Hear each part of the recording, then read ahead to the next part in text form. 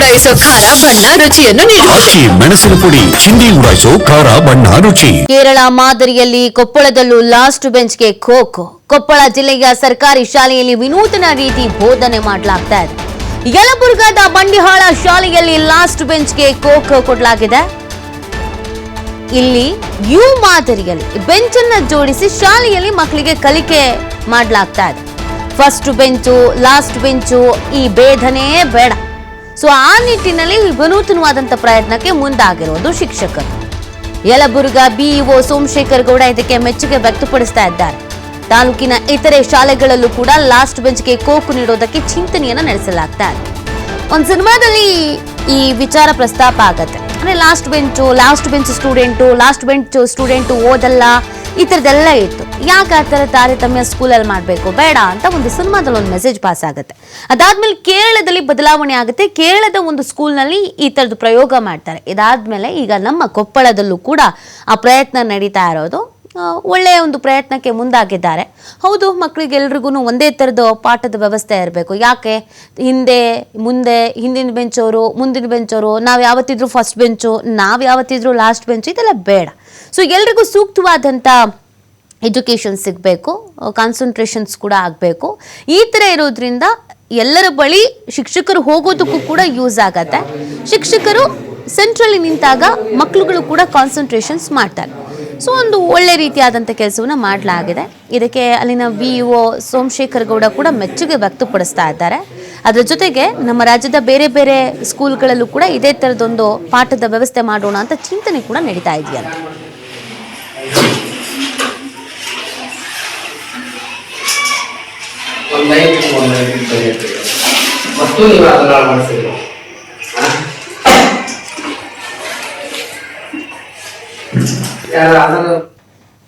ಕುಂದ್ರಿದ್ದ ನಮಗೆ ಏನಾದ್ರೂ ತಪ್ಪಿದ್ರೆ ಸರಿ ಮಾಡಿ ಕೊಡ್ತಾರೆ ನಮ್ ಸರ್. ಹಾಗಾಗಿ ಈ ತರ ಕುಂದ್ರಿಂದ ಆ ಸಲ ಆ ತರ ಕುಂದ್ರಿತಿದ್ವಿ. ಇನ್ನ ಅದು ಸರಿತ್ನಾಗಿ ಸರ್ ಹೇಳ್ತಿದ್ದಂದು ಕರೆಕ್ಟ್ ಆಗಿ ತಿಳ್ಕೊಂತಿದ್ದಿಲ್ಲ. ಈ ತರ ಕುಂದ್ರಿದ್ದ ನಾವೇನಾದ್ರೂ ತಪ್ಪು ಮಾಡಿದ್ರು ಕೂಡ ನಾವು ಸರಿತ್ನಾಗಿ ತಿಳ್ಕೊಂಡು ಚಲೋತ್ನಾಗಿ ಕಲಿತೀವಿ. ಮತ್ತೆ ಏನಾದ್ರೂ ನಮ್ಗೆ ತೊಂದ್ರಿದ್ರ ಬೋರ್ಡಿ ಮೇಲೆ ಏನಾದ್ರೂ ಬರೆದ್ರ ಕ್ಲಿಯರ್ ಆಗಿ ಕಾಣಿಸುತ್ತಾ. ಆದ್ರಿಂದ ನಾವು ಒಳ್ಳೆ ಶಿಕ್ಷಣ ಈ ತರ ಕುಂದ್ರಲಿದ್ದ ಒಳ್ಳೆ ಶಿಕ್ಷಣ ನಾವು ಪಡಿತೀವಿ. ಯು ಮಾದರಿಯಲ್ಲಿ ಮಕ್ಕಳನ್ನು ಕೂಡಿಸಿ ಪಾಠ ಮಾಡೋದ್ರಿಂದ ನಾವೆಲ್ಲರೂ ಸಮಾನರು ಅಂತಕ್ಕಂಥ ಒಂದು ಭಾವನೆ ಬರ್ತದೆ. ಅದು ಕಲಿಕೆ ಹೆಚ್ಚು ಪರಿಣಾಮಕಾರಿಯಾಗಲಿಕ್ಕೆ ಮತ್ತು ಬೋಧನೆ ಹೆಚ್ಚು ಪರಿಣಾಮಕಾರಿಯಾಗಲಿಕ್ಕೆ ಯು ಮಾದರಿಯ ಒಂದು ಬೋಧನೆ ಹೆಚ್ಚು ಪರಿಣಾಮಕಾರಿ ಅಂತಕ್ಕಂಥ ಮಾತನ್ನು ನಾನು ಈ ಸಂದರ್ಭದಲ್ಲಿ ಹೇಳಲಿಕ್ಕೆ ಇಚ್ಛೆಪಡ್ತೇನೆ. ಯು ಮಾದರಿಯಲ್ಲಿ ಮಕ್ಕಳನ್ನು ಕೂಡಿಸಿ ಪಾಠ ಮಾಡೋದ್ರಿಂದ ನೋಡಿ, ಇದು ವಿನೂತನವಾದಂಥ ಪ್ರಯತ್ನ. ಅಂದರೆ ಮಕ್ಕಳಿಗೆ ಎಲ್ರಿಗೂ ರೀಚ್ ಆಗಬೇಕು, ಪಾಠ ಮಾಡ್ತಾ ಇರುವಂಥ ವಿಚಾರ ಅನ್ನುವಂಥ ನಿಟ್ಟಿನಲ್ಲಿ ಪ್ಲ್ಯಾನ್ ಮಾಡ್ಕೊಂಡಿದ್ದಾರೆ.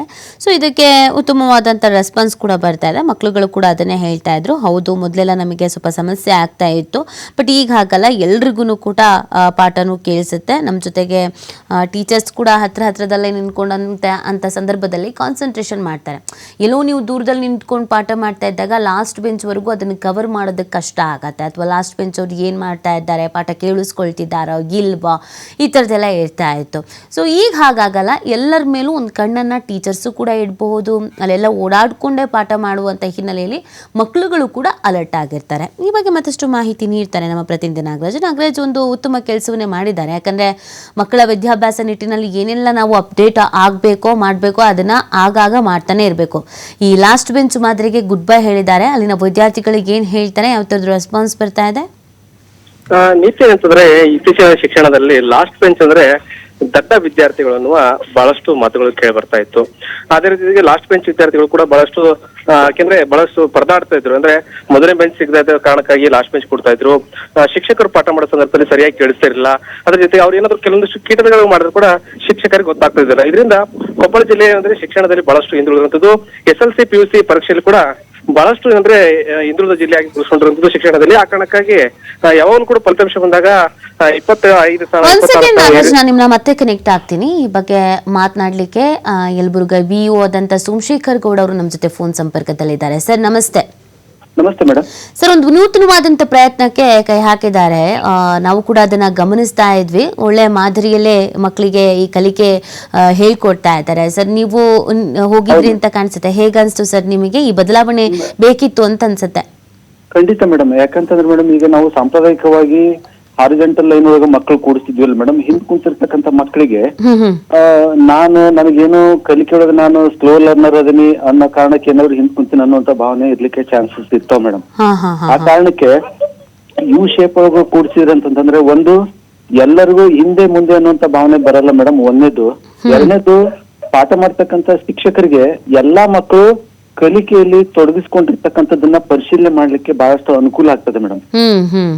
ಶಿಕ್ಷಕರು ಕೊಟ್ಟಿರ್ತಕ್ಕಂಥ ನೋಟ್ಸ್ ಬರ್ಕೊಳ್ತಾರ ಇಲ್ಲೋ, ಇವ್ರು ನಾವು ಹೇಳಿದಂತ ಪಾಠಕ್ಕೆ ರೆಸ್ಪಾನ್ಸ್ ಮಾಡ್ತಾರ ಇಲ್ಲ ಅಂತ ಅನ್ನೋದನ್ನ ಶಿಕ್ಷಕ ಸರಿಯಾಗಿ ಅದನ್ನ ಗಮನಿಸ್ಲಿಕ್ಕೆ ಸಾಧ್ಯತೆ ಇದೆ ಮೇಡಮ್. ಆ ಕಾರಣಕ್ಕೆ ಅಲ್ಲಿ ಮುಖ್ಯೋಪಾಧ್ಯಾಯರು, ನಮ್ಮ ಸಹ ಶಿಕ್ಷಕರು, SDMC ಅಧ್ಯಕ್ಷರು ಶರಣಪ್ಪ ಅಂತ ಮೇಡಮ್, ಎಲ್ಲರೂ ಕ್ರಿಯಾಶೀಲರಾಗಿ ಕೆಲಸ ಮಾಡ್ತಾ ಇದ್ದಾರೆ.